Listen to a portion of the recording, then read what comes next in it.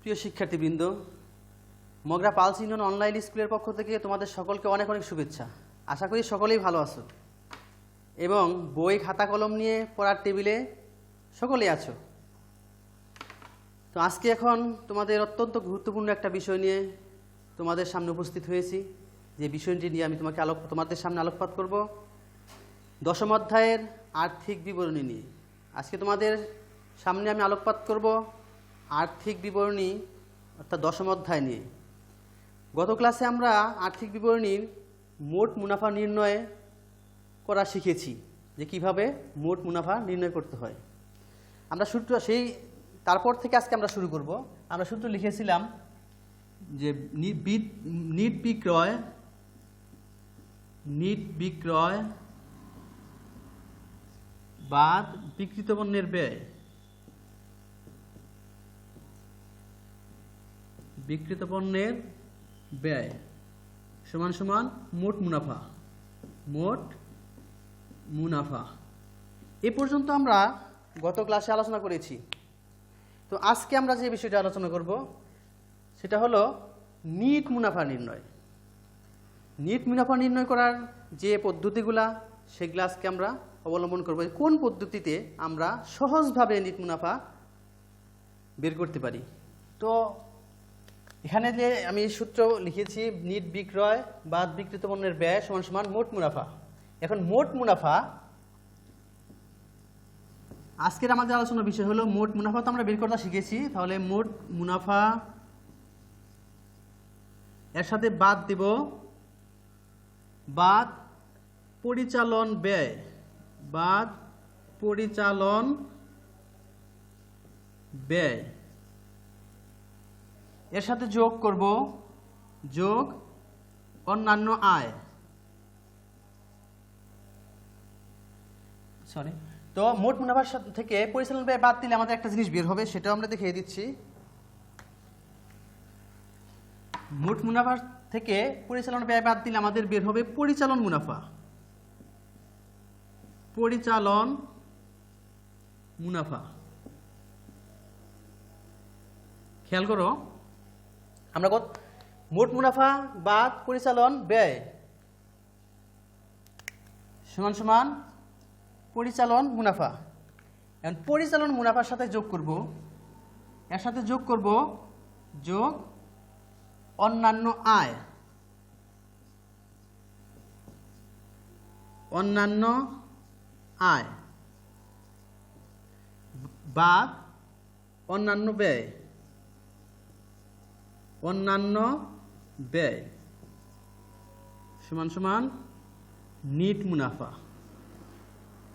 NEET মুনাফা।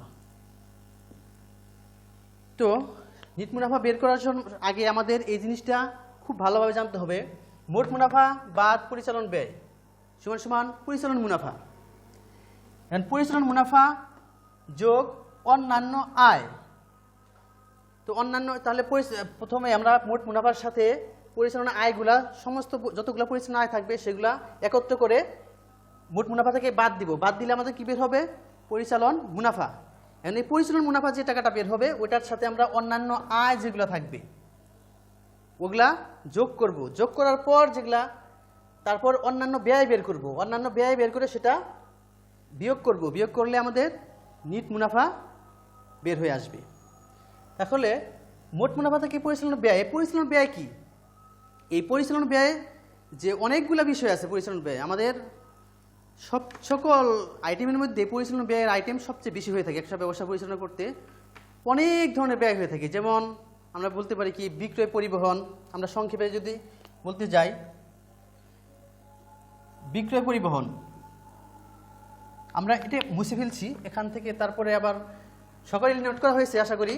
এটুক মোট মুনাফা বাদ পরিচালন ব্যয় সমান পরিচালন মুনাফা যোগ অন্যান্য আয় বাদ অন্যান্য ব্যয় সমান নিট মুনাফা। তাহলে আজ নিট মুনাফা পুরোটা আলোচনা করা আজকে ক্লাসের পক্ষে সম্ভব হবে না। আমরা ধাপে ধাপে স্টেপ বাই স্টেপ আগাবো যাতে আমরা পরিপূর্ণ আমাদের হৃদয়ঙ্গম হয়। তো সেই জন্য আমরা আজকে শুধু পরিচালন মুনাফাটুকু নিয়ে আলোচনা করব। তাহলে পরিচালন মুনাফা কি করব আমরা? মোট মুনাফা থেকে বাদ দেব। এই পরিচালন মুনাফা কি? সর্বপ্রথম আমরা আনতে পারি বিক্রয় পরিবহন। বিক্রয় পরিবহন। উল্লেখ্য যে এই বিক্রয় পরিবহন এর মধ্যে যদি কোনো অগ্রিম বা বকেয়া থেকে থাকে তাহলে সেটা আমাদের কি করতে হবে, বাদ দিয়ে দেখাতে হবে।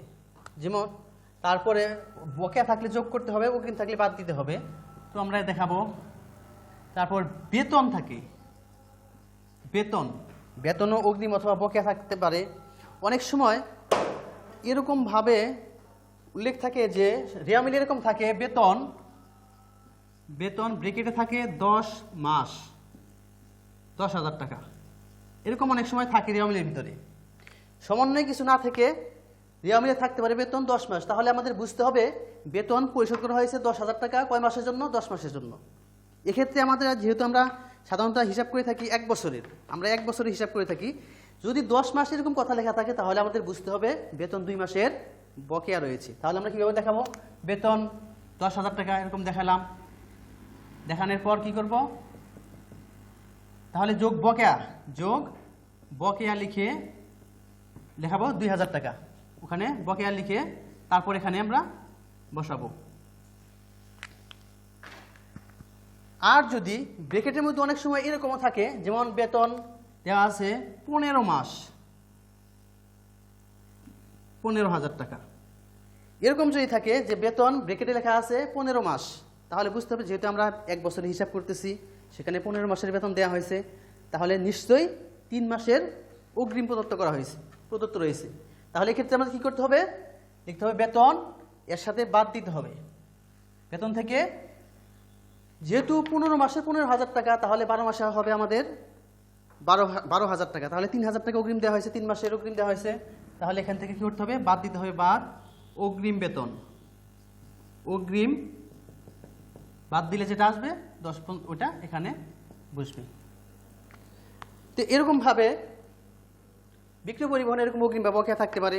তারপর আমাদের আরও যেমন আসে কি, অফিস খরচ, অফিসের ভাড়া, বিদ্যুৎ খরচ, যাতায়াত খরচ, ভ্রমণ খরচ, বার্তা প্রদান, কমিশন প্রদান, এরকম অনেকগুলা আইটেম হয়ে থাকে। তো যে জিনিসগুলো আমাদের সবচেয়ে বেশি জটিলতার সৃষ্টি করে সেগুলো আমরা দেখাই দেব। যেমন বিজ্ঞাপন একটা বিষয় আমরা দেখাবো, যে বিজ্ঞাপন আছে, যেটা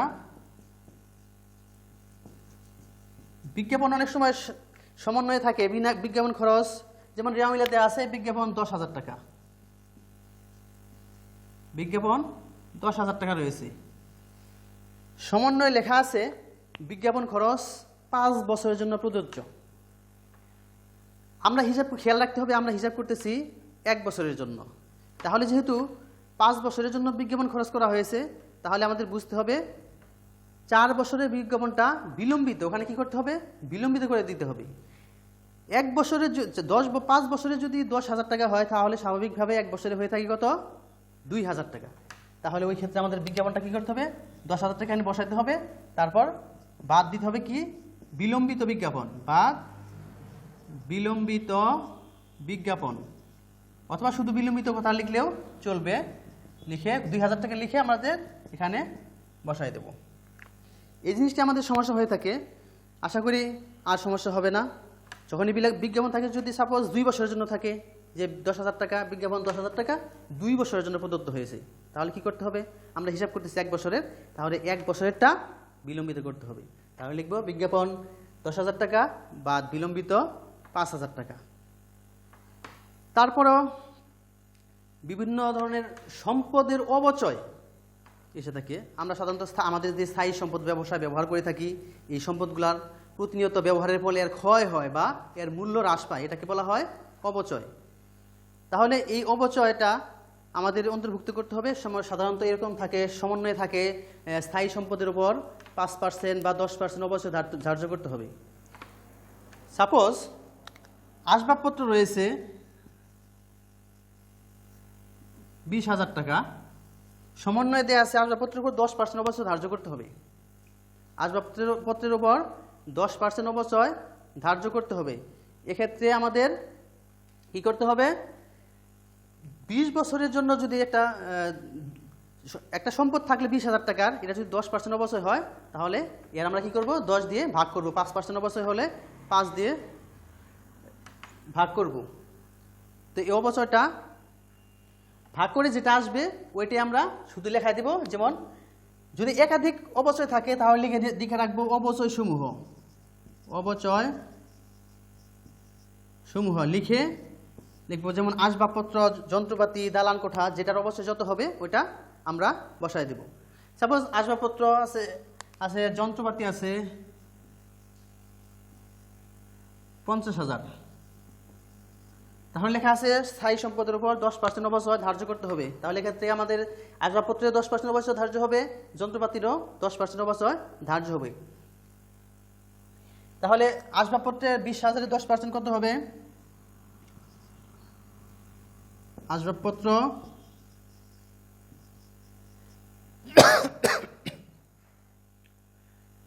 20,000-এর 10% হবে 2,000 টাকা। সেটা আমরা 2,000 টাকা বসাই দেব। এরকমভাবে যন্ত্রপাতি বসাবো, যন্ত্রপাতি 50,000-এর 10% হবে 5,000 টাকা, ওইটা আমরা বসাই দেব। এভাবে দেখাবো। তারপরে আরেকটা বিষয় যেগুলো আমাদের সমস্যা হতে থাকে, মণিহারি। অনেক সময় মণিহারিতে কিছু কিছু সময় দেখা যায় যে সমাপনী মজুত পণ্যের ভিতরে এত টাকার মণিহারি অব্যবহৃত রয়েছে।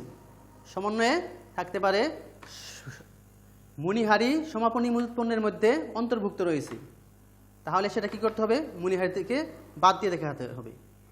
অথবা যদি কখনো প্রারম্ভিক মজুত পণ্যের সাথে মণিহারি অন্তর্ভুক্ত থাকে সেটা মণিহারির সাথে যোগ করে দেখাতে হবে, এবং যদি মণিহারি অব্যবহৃত থাকে সেটাও বাদ দিয়ে দেখাতে হবে। যদি থাকে মণিহারি প্রারম্ভিক মজুত পণ্যের, আবার বলে দিচ্ছি, যদি থাকে প্রারম্ভিক মজুত পণ্যের মধ্যে মণিহারি অন্তর্ভুক্ত রয়েছে, সেক্ষেত্রে প্রারম্ভিক মজুত পণ্যের মধ্যে যে মণিহারিটা থাকবে অন্তর্ভুক্ত ওইটা মণিহারির সাথে যোগ করে, তারপর যদি থাকে যে 500 টাকা অব্যবহৃত রয়েছে সেটাও মণিহারি থেকে বাদ দিয়ে দেখাতে হবে। তারপর যে একটা গুরুত্বপূর্ণ একটা বিষয় আরেকটা আছে, ইজার অবলোপন।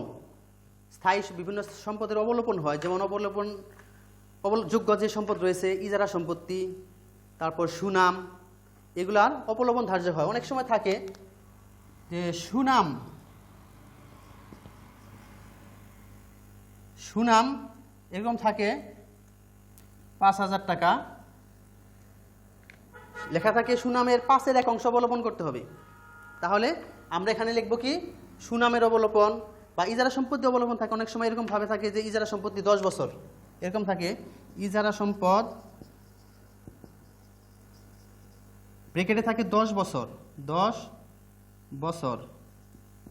সেক্ষেত্রে আমাদের বুঝতে হবে যে ইজারা সম্পদটা আমার রয়েছে, এই সম্পদটা 10 বছর পর 10 বছরের জন্য আমাদের নেওয়া হয়েছে। তো 10 বছর পর যেহেতু সম্পদটা হাতছাড়া হয়ে যাবে, তাহলে এই ইজারা সম্পদ 10 বছরের জন্য যদি আমার 1 লক্ষ টাকা হয়, 10 বছরের জন্য যদি 1 লক্ষ টাকা আমার ইজারা সম্পদ থাকে, তাহলে বুঝতে পারেন 1 বছর হিসাব করতেছি, 1 বছরের ভিতরে আমার অবলোপন হয়েছে কত, যে কত বছর থাকবে ওই বছর দিয়ে আমরা ভাগ করব। যদি 10 বছর হয় 10 দিয়ে ভাগ করব, 20 বছর হলে 20 দিয়ে ভাগ করব, 5 বছর হলে 5 দিয়ে ভাগ করলেই আমরা ইজারা সম্পদের অবলোপনটা পেয়ে যাব।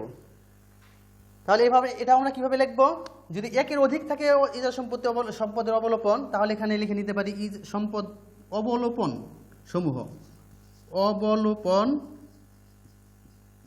সমূহ লিখব ইজারা সম্পদ,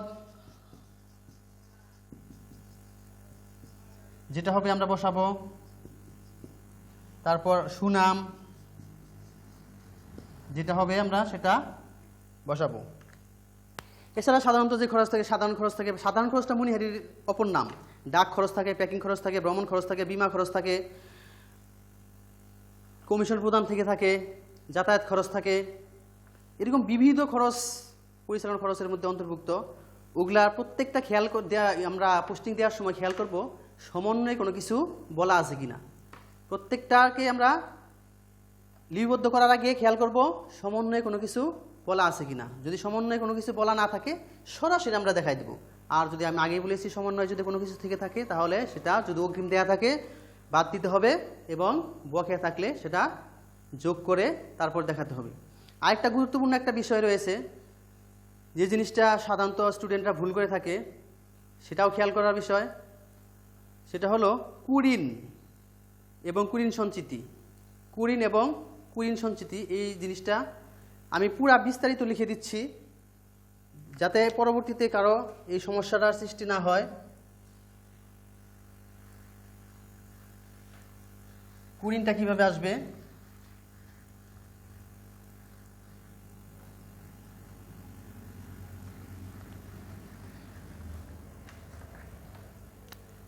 কুরিন বা অনাদায়ী পাওনা, যে পাওনাটা সাধারণত কিছু দেনাদারের কিছু অংশ এমন থাকে যেটা আর কোনোদিন আদায় হওয়ার সম্ভাবনা নেই, আদায় না হওয়াটা নিশ্চিত হয়ে গেছে, অথবা এর কীরকমভাবে কোনো পাওনাদার দেনাদারের মৃত্যু হয়ে গেছে বা দেউলিয়া হয়ে গেছে বা নিখোঁজ হয়ে গেছে, এক্ষেত্রে তার পাওনাটা ওই দেনাদারের থেকে ওইটা আদায় করা সম্ভব নয়, সেক্ষেত্রে ওইটার নাম হলো কুরিন। যদি এরকম কুরিন থেকে থাকে রেওয়া মিলের ভিতরে, তাহলে যদি রেওয়া মিলের ভিতরে থাকে সর্বপ্রথম ওই রেওয়া মিলেরটা আমরা দেখাবো কুরিন হিসাবে। কুরিন যেটা হোক এটা প্রথমে দেখাবো। দেখানোর পর সমন্বয়ে আমাদের অনেক সময় থাকে যে দেনাদারের এত টাকা আদায়যোগ্য নয়, বা দেনাদার এত টাকা অবলোপন করতে হবে, বা দেনাদার এত টাকা কুরিন অবলোপন করো, এই জাতীয় যদি কোনো কথা থেকে থাকে তো ওই জিনিসটাই এই কুরিনের সাথে যোগ করব। ওটা হলো নতুন কুরিন, যোগ নতুন কুরিন। সেটা এটার সাথে কি করব? যোগ করব। যোগ করে যেটা আসবে সেটার সাথে আবার কি করব? এবং আরও অনেক সময় লেখা থাকে যে অবশিষ্ট দেনাদারের উপর 5% বা 7% অবলোপন নতুন কুরিন ও সন্দেহজনক দেনার ব্যবস্থা করতে হবে। এরকম কথা যদি থাকে যে দেনাদারের আরও এত টাকা এত % কুরিন ও সন্দেহজনক দেনা সঞ্চিতির ব্যবস্থা করতে হবে, বা এত % কুরিন সঞ্চিতি ধরতে হবে, এই জাতীয় কোনো কথা থাকলে সেটাও আমরা কি করব? আমাদের যে দেনাদার থাকবে রেওয়া মিলে সেই দেনাদারের থেকে ওই কুরিন যেটা অলিখিত কুরিন রয়েছে ওটা বাদ দেওয়ার পর যেটা থাকবে সেটা আমরা কি করব? যদি 5% থাকে ওই 5% আমরা বাদ দিয়ে দেখাবো। যেমন রেওয়া মিলে দেনাদার রয়েছে 21,000 টাকা, 20,000 টাকা বা 21,000 টাকা, এটা কি দেনাদার? রেওয়া মিলে দেনাদার রয়েছে 21,000 টাকা, সমন্বয় বলা আছে দেনাদারের এত টাকা আদায়যোগ্য নয়, 2,000 টাকা সমন্বয় আছে, দেনাদারের 2,000 টাকা আদায়যোগ্য নয়। তাহলে দেনাদারের 2,000 টাকা আদায়যোগ্য না হলে তাহলে ওখানে কি করতে হবে? এইটা থেকে 2,000 টাকা বাদ দিয়ে দেখাতে হবে। বাদ দিলে 19,000 থাকলো। এর থেকে বলা থাকে যদি যে এত % কুরিন সঞ্চিতি ধরতে হবে, এই 2,000 টাকা বাদ দেওয়ার পর 5% হুবুক যে পার্সেন্টেজটা যাবে ওইটা আমরা বাদ দিয়ে দেখাবো। কার উপর? এই দেনাদারের 21,000-এর উপর না। কিসের উপর? অলিখিত অনাদায়ী পাওনা বা নতুন কুরিন, যেটা এই যে লিখেছি নতুন কুরিন, এটা যা হবে এটা এখান থেকে বাদ দেওয়ার পর যেটা থাকবে এর উপর 5% কুরিন সঞ্চিতি লিখতে হবে। ওটা লিখবো কি? ওটা কি করতে হবে? যোগ করতে হবে। যোগ নতুন কুরিন সঞ্চিতি। ওটার নাম কি হবে? নতুন কুরিন সঞ্চিতি। এটা কি করব? যোগ করব। যোগ করার পর রেওয়া মিলে অনেক দেওয়া থাকে যে কুরিন সঞ্চিতি ক্রেডিট পাশে যেটা থাকে, কুরিন সঞ্চিতি নামে কোনো কথা থাকলে সেটা আমরা কি করব? এটা থেকে বাদ দিয়ে দেখাবো। সেটা আমরা বাদ পুরাতন কুরিন সঞ্চিতি, পুরান কুরিন সঞ্চিতি, ওটা বাদ দেওয়ার পর আমরা এখানে মূল কুরিনটা দেখাবো। তো শিক্ষার্থীরা আশা করি বুঝতে পেরেছ যে মূল যে জটিল যে বিষয়গুলো সেগুলো আমি তোমাদের সামনে উপস্থাপন করতেছি, যেগুলো বুঝতে তোমাদের সমস্যা হয়ে থাকে। যেমন বিজ্ঞাপনের মধ্যে কোনো সমস্যা থাকে, অনেক সময় বিলম্বিত করতে হয়, সেটা কীভাবে বিলম্বিত করতে হবে সেটা দেখিয়ে দিলাম। তারপর আমি কুরিন দেখিয়ে দিলাম, এবং এছাড়া যে সহজ যে জিনিসগুলো আশা করি তোমরা বুঝতে পারবে, যেমন বিক্রয় পরিবহন, অফিস ভাড়া, বিদ্যুৎ খরচ, অফিস খরচ, বাট্টা প্রদান, কমিশন প্রদান, তারপরে মনিহারির যে সমস্যা সেটা দেখা দিচ্ছি, প্যাকিং খরচ, যাতায়াত খরচ, ভ্রমণ খরচ, এই জিনিসগুলো আশা করি পারবে। ব্যাংক চার্জ, এগুলো আশা করি পারবে। তো এই সমস্ত খরচগুলো আমরা যোগ করব। যোগ করে কি করব? মোট মুনাফা থেকে বিয়োগ করে দিলেই আমাদের কি বের হয়ে যাবে? পরিচালন মুনাফা বের হয়ে যাবে।